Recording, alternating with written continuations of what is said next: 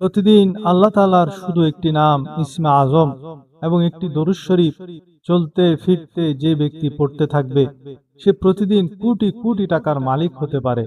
যে ব্যক্তি কোটিপতি হতে চায় সে যেন এই আমলটি করে, এই পবিত্র নামটি ও দরুদ শরীফটি পড়ার নিয়মও খুব সহজ। শুধু চলতে ফিরতে উঠতে বসতে এটি নিজের জবানে জারি রাখুন। আমি পদ্ধতিটি বলে দিচ্ছি, আপনি আমলটি করুন। এই পবিত্র নাম, এই ইসমে আজমটি আপনি পড়ুন, আমার রব কোটিপতি বানিয়ে দেবেন।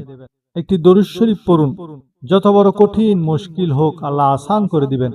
তবে এর আগে আপনাকে সকালে বা রাতে একটি আমল করতে হবে। দুই সময়ের মধ্যে যে কোনো একটি সময় আপনাকে বেছে নিতে হবে, আর এটা আপনার ইচ্ছা। বাকি সারা দিন চলতে ফিরতে শুধু আল্লাহর একটি পবিত্র নাম পড়তে হবে, এটাই হবে এর নিয়ম। আর যে ব্যক্তি এভাবে পড়ে সে খুব বেশি বছর বা মাস নয়, প্রথম দিনেই এই আমলের বরকত নিজের জাগ্রত চোখে দেখতে পাবে। এখন যে ব্যক্তি এই আমলের অলৌকিক দৃশ্য দেখতে চায়, এই আমলের বরকত লাভ করতে চায়, সে আমলটিকে এই নিয়ম অনুযায়ী করবে। প্রথমে এই কথাটি বুঝুন যে সকাল বা সন্ধ্যার মধ্যে এই দুই সময়ের যে কোনো একটিতে আপনাকে কোন আমলটি করতে হবে সেটি আগে বুঝে নিন। এরপর আমরা চলতে ফিরতে যে পবিত্র নামটি আপনাকে পড়তে হবে সেই বিষয়ে কথা বলবো। আমলটি অত্যন্ত সহজ, কিন্তু এতই শক্তিশালী যে একদিনের আমলেই আপনার জীবন বদলে যায়, আপনার পরিস্থিতি বদলে যায়, আপনার ভাগ্য বদলে যাবে, আপনার নসিব বদলে যাবে। করতে হবে কি? সর্বপ্রথম কাজ হলো আপনাকে শুধু এবং শুধুমাত্র 7 বার আকা আলাইহিস সালাতু ওয়াস সালামের পবিত্র সত্তার উপর দরুদ শরীফ পড়তে হবে। তবে তাউজ ও তাসমিয়া পড়ে এই আমল শুরু করতে হবে। প্রথমে আপনি তাউজ পড়বেন, অর্থাৎ আউযু বিল্লাহি মিনাশ শাইতানির রাজিম, বিসমিল্লাহির রহমানির রহিম। এটি পড়ার পর এবার আপনাকে সরাসরি হুজুরের সত্তার উপর একটি দরুদ শরীফ পড়তে হবে। যেই দরুদ শরীফ কোনটি তা পরে বলবো, তার আগে এই দরুদ শরীফ পড়ার ফলে আপনার বড় বড় 10টি ফায়দার কথা বুঝে নিন। নাম্বার 1, রাসূলুল্লাহ সাল্লাল্লাহু আলাইহি ওয়াসাল্লাম বলেছেন, যে ব্যক্তি একবার দরুদ পাঠ করে তাকে 10টি পুরস্কারে ভূষিত করা হয়। নাম্বার 2, একটি হাদিসে 3টি পুরস্কারের কথা উল্লেখ আছে। আবু তালহা রাদিয়াল্লাহু তাআলা আনহু থেকে বর্ণিত, রাসূলুল্লাহ সাল্লাল্লাহু আলাইহি ওয়াসাল্লাম বলেছেন, মহান আল্লাহর পক্ষ থেকে একজন আগমনকারী অর্থাৎ জিবরাইল আমার কাছে এলেন এবং বলতে লাগলেন, হে আল্লাহর প্রিয় হাবিব সাল্লাল্লাহু আলাইহি ওয়াসাল্লাম, আপনার উম্মতের মধ্যে কেউ যদি একবার দরুদ পাঠ করে তবে তার 10টি গুনাহ মাফ করে দেওয়া হয়। 3 নম্বর হলো, আল্লাহ রব্বুল ইজ্জত এই একবার দরুদ পড়ার কারণে তার মর্যাদাগুলো উন্নত করে দেন এবং আল্লাহ তার উপর স্বীয় রহমত নাজিল করেন। 4 নম্বর হলো, আব্দুর রহমান ইবনে আউফ রাদিয়াল্লাহু তাআলা আনহু থেকে বর্ণিত, নবী করিম সাল্লাল্লাহু আলাইহি ওয়াসাল্লাম বের হলেন, আমিও তার পিছে পিছে গেলাম। তিনি একটি খেজুর বাগানে ঢুকলেন এবং সিজদায় চলে গেলেন। এত দীর্ঘ সিজদা করলেন যে আমি ভয় পেতে লাগলাম। কিসের ভয়? এই ভেবে যে তিনি বুঝি মহান রবের কাছে চলে গেলেন। যখন তিনি তার মোবারক মাথা উঠালেন, আব্দুর রহমান, কেন পেরেশান হচ্ছ? তিনি বললেন, হে আল্লাহ রাসূল সাল্লাল্লাহু আলাইহি ওয়াসাল্লাম, আপনাকে এত দীর্ঘ সিজদা করতে দেখে আমি ভয়ে পেরেশান হয়ে গেছি। নবীজি বললেন, আমার কাছে জিবরাইল এসেছিলেন এবং তিনি এসে এই খবর দিলেন, হে আল্লাহর প্রিয় হাবিব, আমি কি আপনাকে সুসংবাদ ও খুশির খবর দেব না? আমি বললাম, কেন নয়, সুসংবাদটি কি? আল্লাহর পক্ষ থেকে বার্তা এসেছে, যে ব্যক্তি আপনার উপর সালাত পড়বে, দরুদ পড়বে, আমি তার উপর রহমত নাজিল করব। আর যে আপনাকে সালাম জানাবে, আল্লাহ বলেন, হে আমার হাবিব, আমি তার উপর শান্তি অবতীর্ণ করব। আমি এই সুসংবাদটি শুনেই আল্লাহর শুকরিয়া আদায় করার জন্য সিজদা করেছি। 5 নম্বর হলো, আনাস ইবনে মালিক রাদিয়াল্লাহু তাআলা আনহু বর্ণনা করেন, পঞ্চম পুরস্কার, হে আল্লাহর প্রিয় হাবিব, ভূপৃষ্ঠে কেউ যদি একবার আপনার উপর দরুদ পাঠায় সে তো কেবল একবার জবান নাড়ালো, কিন্তু আমি এবং আমার সমস্ত নুরানি ফেরেশতা দুইটি কাজ করব। আমি 10 বার তার উপর রহমত নাজিল করব এবং যত নুরানি সৃষ্টি ফেরেশতা আছে তারা 10 বার তার ক্ষমার জন্য দোয়া করবে। ষষ্ঠ পুরস্কার হলো, রাসূলুল্লাহ সাল্লাল্লাহু আলাইহি ওয়াসাল্লাম বলেছেন, যে ব্যক্তি একবার দরুদ পাঠায়, একবার দরুদ পাঠকারী কতই না সৌভাগ্যবান। আল্লাহ রব্বুল ইজ্জত তার উপর 70 বার রহমত নাজিল করেন এবং কোটি কোটি সংখ্যক ফেরেশতা 70 বার সেই মুমিন বান্দার ক্ষমার জন্য দোয়া করেন। সপ্তম পুরস্কার, দরুদ শরীফ পড়ার সপ্তম পুরস্কারটি অত্যন্ত চমৎকার এবং মর্যাদাপূর্ণ। হযরত আব্দুল্লাহ ইবনে মাসউদ রাদিয়াল্লাহু তাআলা আনহু থেকে এই বিষয়টি বর্ণিত হয়েছে। আপনি যখনই ভালোবেসে রাসূলুল্লাহ সাল্লাল্লাহু আলাইহি ওয়াসাল্লামের উপর দরুদ পাঠ করেন, তখন আপনার নামটি সরাসরি নবীজির কাছে আলোচনা করা হয়। এটি কিভাবে পৌঁছায় বা এর প্রকৃত রূপ কেমন তা কেবল মহান আল্লাহই ভালো জানেন। কিন্তু আপনার দরুদ যে নবীজির দরবারে সসম্মানে পেশ করা হয় এটি নিশ্চিত। নবীজি সাল্লাল্লাহু আলাইহি ওয়াসাল্লাম বলেছেন, যে ব্যক্তি আমার উপর যত বেশি দরুদ পাঠ করবে সে দুনিয়াতেও আমার কাছে থাকবে এবং কিয়ামতের কঠিন ময়দানেও সেই আমার সবচেয়ে কাছাকাছি থাকবে। অর্থাৎ বেশি বেশি দরুদ পাঠকারী কিয়ামতের দিন নবীজির বিশেষ নৈকট্য বা ভিআইপি মর্যাদা লাভ করবেন। আমরা যদি দরুদ নাও পড়ি তাতে নবীজির সম্মানের বিন্দুমাত্র কমতে হবে না। সাহাবীরা বর্ণনা করেন, প্রতিদিন সকালে 70,000 ফেরেশতা এসে নিজেদের ডানা দিয়ে অত্যন্ত আদবের সাথে সন্ধ্যা পর্যন্ত নবীজির রওজা মোবারক ঢেকে রাখেন। আর কিয়ামতের দিন যখন নবীজির রওজা থেকে বের হবেন, তখন তিনি সেই 70,000 ফেরেশতার এক বিশাল রাজকীয় প্রটোকল বা সম্মানজনক পাহারায় হাসরের ময়দানে তশরিফ আনবেন। অষ্টম পুরস্কার, রাসূলুল্লাহ সাল্লাল্লাহু আলাইহি ওয়াসাল্লামের সাহাবী উবাই বিন কাব রাদিয়াল্লাহু তাআলা আনহু প্রশ্ন করলেন, ইয়া রাসূলুল্লাহ সাল্লাল্লাহু আলাইহি ওয়াসাল্লাম, আমি কতটুকু দরুদ পড়ব? আমি যদি আমার দোয়ার একাংশ দরুদ পড়ি এবং দোয়াও করি। তিনি বললেন, যদি আরো বেশি পড়ো তবে আরো ভালো, এটাও ভালো। সাহাবী বললেন, অর্ধেক দরুদ পড়লে? নবীজি বললেন, তুমি যা চাও। বেশি করলে আরো ভালো। সাহাবী বললেন, যদি 2/3 দরুদ পড়ি তবে আপনি কি বলবেন? নবীজি বললেন, হে আমার সাহাবী, আরো পড়ে নিলে আরো ভালো। সাহাবী বললেন, আমি যদি কেবল দরুদই পড়তে থাকি? তখন নবীজি বললেন, তাহলে 2টি সুসংবাদ নিয়ে নাও। যখন তুমি দরুদই পড়তে থাকবে তখন জীবনের সমস্ত দুঃখ কষ্ট দূর হয়ে যাবে এবং জীবনে কৃত সমস্ত গুনাহ আল্লাহ মাফ করে দিবেন। রাসূলুল্লাহ সাল্লাল্লাহু আলাইহি ওয়াসাল্লামের উপর দরুদ পাঠকারী প্রত্যেক দুঃখ থেকে মুক্ত হয়ে যায়, তার সমস্ত গুনাহ মাফ করে দেওয়া হয়।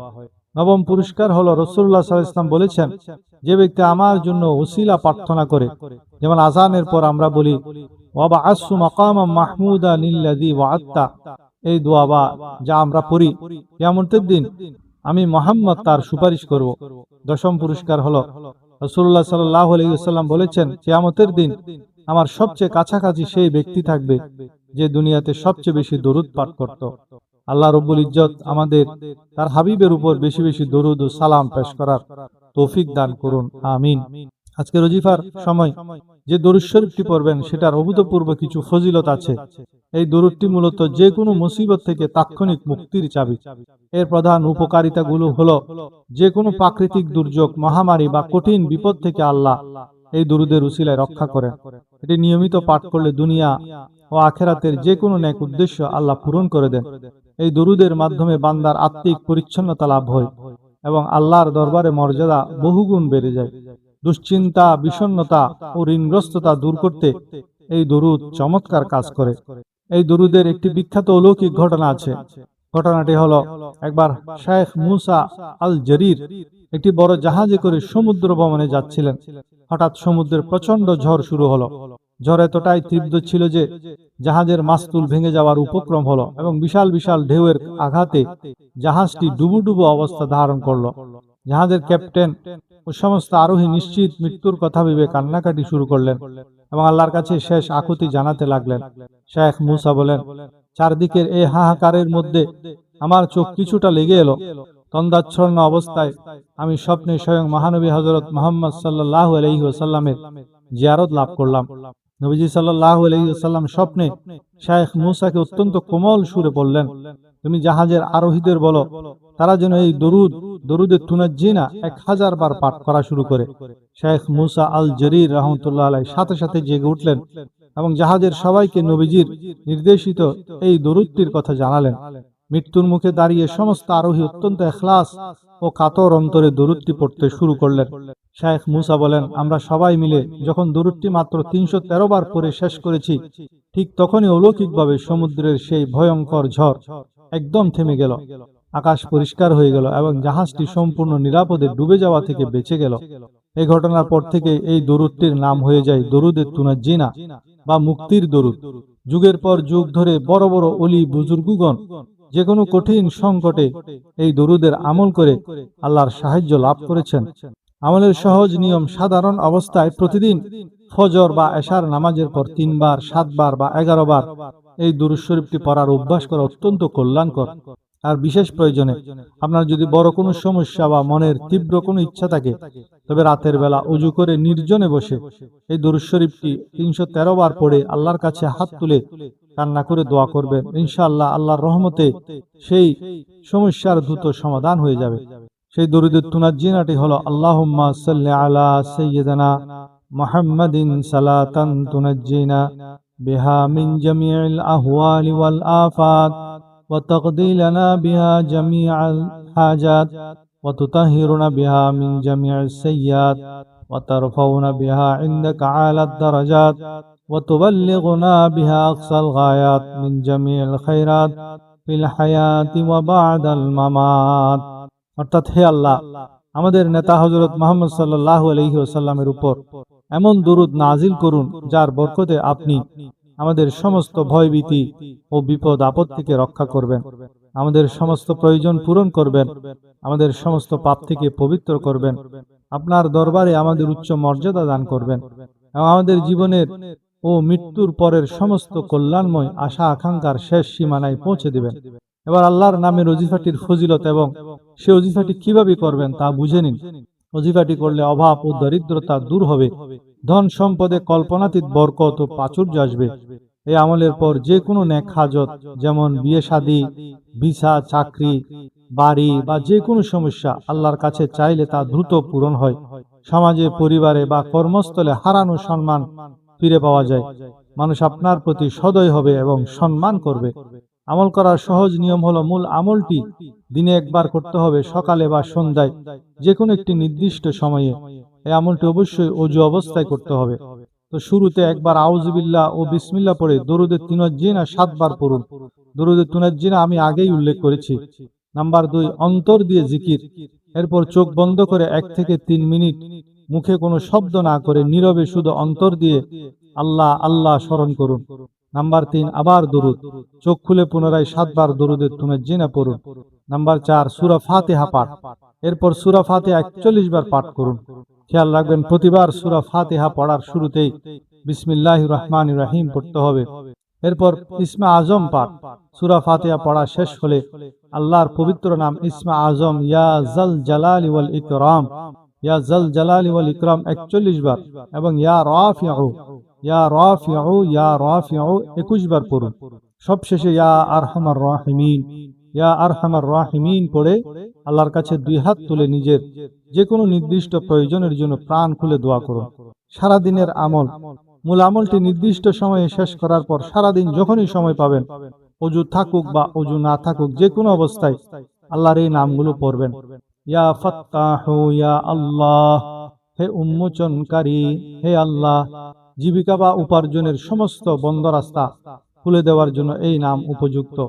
পড়ার নিয়ম হলো, প্রতিদিন সকালে কাজ বা ব্যবসা শুরু করার আগে ইয়া ফাত্তাহু ইয়া আল্লাহ পাঠ করলে কাজের মধ্যে বরকত আসে। ইয়া বাসিতু ইয়া আল্লাহ, ইয়া বাসিতু ইয়া আল্লাহ, হে রিজিক প্রশস্তকারী। আল্লাহ যার জন্য ইচ্ছা রিজিক সংকুচিত করেন আর যার জন্য ইচ্ছা রিজিক বাড়িয়ে দেন। ব্যবসার মন্দাভাব দূর করতে এবং আয়ের রাস্তা বড় করতে এই নাম অত্যন্ত কার্যকর। পড়ার নিয়ম হলো, চাশতের নামাজের পর কিংবা প্রতিদিন সকালে হাত তুলে ইয়া বাসিতু পাঠ করে নিজের মুখে হাত মুছলে রিজিকের সংকীর্ণতা দূর হয়। এরপর হলো ইয়া গনিয়্যু ইয়া আল্লাহ, হে পরম ধনী। ইয়া মুগনি ইয়া আল্লাহ, হে অভাব মুক্তকারী, যিনি তার বিশেষ অনুগ্রহে দরিদ্র ও অসহায় বান্দাকে ধনী ও অভাব মুক্ত বানিয়ে দেন। পড়ার নিয়ম হলো, ইয়া গনিয়্যু ইয়া মুগনি। এই নাম দুইটি একসাথে মিলিয়ে ইয়া গনিয়্যু ইয়া মুগনি এভাবে জিকির করা বুজুর্গদের পরীক্ষিত একটি আমল। ইয়া রাজ্জাকু ইয়া আল্লাহ, হে রিজিক দাতা। রিজিক বৃদ্ধির জন্য এটি সবচেয়ে প্রধান এবং উপযুক্ত নাম। আল্লাহ ছাড়া আর কেউ কাউকে রিজিক দেওয়ার ক্ষমতা রাখে না। প্রতিদিন সকাল সন্ধ্যা বা যে কোনো নামাজের পর ইয়া রাজ্জাকু জিকির করলে আল্লাহ অকল্পনীয় উৎস থেকে রিজিকের ব্যবস্থা করে দেন এবং দূর করে দেন, অভাব দূর করে দেন। ইয়া ওয়াহাবু ইয়া আল্লাহ, হে মহাদানকারী। হযরত সুলাইমান আলাইহিস সালাম এই নাম ধরে দোয়া করেছিলেন এবং আল্লাহ তাকে পৃথিবীর সবচেয়ে বড় রাজত্ব এবং সম্পদ দিয়েছিলেন। সেজদায় গিয়ে বা দোয়ার মধ্যে ইয়া ওয়াহাবু বেশি বেশি পাঠ করলে সম্পদ লাভ সহজ হয়। এই নামগুলো সারাদিন বেশি বেশি পড়তে থাকবেন। এতে রিজিক ও সফলতার বন্ধ দরজাগুলো খুলে যাবে এবং বড় বড় কঠিন থেকে কঠিন বিপদগুলো কেটে যাবে ইনশাআল্লাহ।